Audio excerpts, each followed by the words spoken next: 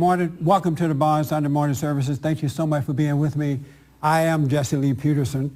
You can get involved by calling the phone number there and also emailing us at church@bondinfo.org, church@bondinfo.org. And remember to put your name and town on your emails. And good morning again to everybody here. Good morning. You know, we were talking just prior to starting up the meeting here about gays in the military and how they voted to repeal Don't Ask, Don't Tell, and now they can be openly gay in the military. Unless it's, I don't know if they can overturn it once, you know, the Republicans get in there next month, but we'll see what happens. I think it's a very interesting dialogue, and I do think churches need to talk about it too, because as someone said, a lot of young people are not seeing the reality of what's going on. Because if you grow up with, you know, a certain kind of way, it doesn't seem bad as it does to those who have not grown up with this kind of stuff. And I don't know, and I asked this, and then I want to talk about the knowledge of good and evil. What we're going to do this Sunday and next Sunday is the last Sunday of the year. And last week we talked about the knowledge of good and evil and the impact that it has on our lives and how it's hurting people. And they don't realize the destruction that the knowledge of good and evil is having. But I want to know, how do you, because Scott, you made a very interesting point in that you can't you hear what people say about it, but you can't really see, especially in the military, this negative thing. And people brought up homosexual being, Hitler had homosexuals in his group. I thought Hitler was a homosexual. Wasn't he, Pat? I don't. Somebody told me that Hitler was a homosexual. You don't know if that's true? No such thing. That Hitler was never homosexual. You for sure about that? Absolutely. Oh. It's, You live with him?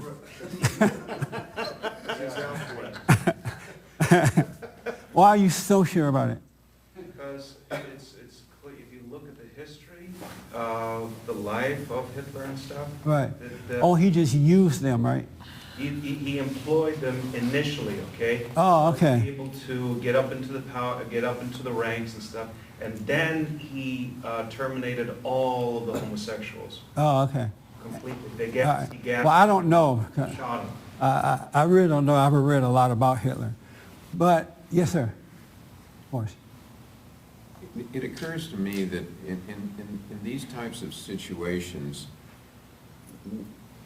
A little louder for me. our country does not defer to the men of wisdom like John McCain, who spent 5 years, and I mean, he's a career person in the military. He is against this thing 100%. And we're not listening to the older people that have had the experience. I grew up surrounded. That's a good point. I grew up surrounded by homosexuals in my business. I had to deal with them on a daily basis. Yeah. And they had the power to destroy me in the movie business. And some of them tried, but they were predatory and aggressive and assertive in the situation that I was in.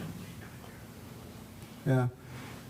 And you're right, the elderly in this country who have the experience of running things, opinions are not valued anymore, for the most part, exception to the rule. They have been told that, oh, you're just old-fashioned, you know, things have changed, that doesn't work anymore. And young people have been taught that these other ways will work, and that, you know, that they do work. But when you look at the way that the young people want to take us, or people who don't value the older people way, their ways are not working either. I mean, really not working. I mean, they're depressed, they're unsure, they're insecure, they're motivated by wrong ideas, relationships. They don't get along in relationships for the most part. So the younger generation, I don't know what the older, would that be like from 50 down, I guess, 60 down? The things that they're doing are not working. But how do you articulate to the young people what's really going on behind the scene, behind all this stuff, so they can understand it in a way that it makes sense? And it looks as though we have lost that way of it, and I don't know if it starts in the home or what, but we have lost the way of explaining to young people what's really going on, so that when they, and I think it should start in the home, so that when they do go off to colleges or schools around the country, they're not so easily influenced that right is wrong. They can kind of see for themselves what's going on. I think that's the problem. Because they don't. It's not explained well. I think it needs to be explained while you're growing up in the right way, so that they can see for themselves. Otherwise, it would not make sense. That's it? Yes. One way of explaining it maybe a little better is you take the institutions that homosexuals have basically gotten into, taken over, what have you. Look at the school system with the unions. Look at the motion picture industry. It used to be a industry that it showed American values back in the days. You know, Ronald Reagan, you had Gary Cooper, you had people that showed manhood, they showed Americanism. Yeah. A lot of the people who were in the motion picture industry were also part of the military. They used to serve also. And now the motion picture industry has been taken over not only by homosexuals, but homosexuals and others who have basically made it a way to mass broadcast how decrepit America is around the world. I know, but how do you explain that to young people who don't know that that's wrong? You know what I mean? How do you get them to understand, oh, I kind of know now. It just occurred to me. But I'm Wow. just saying, another example of that might be the Boy Scouts. Boy Scouts start off as a great organization, you know, for kids to learn great skills and learn character and all these things. And then you had men who would come and do overnight sleepovers, and it'd be really positive.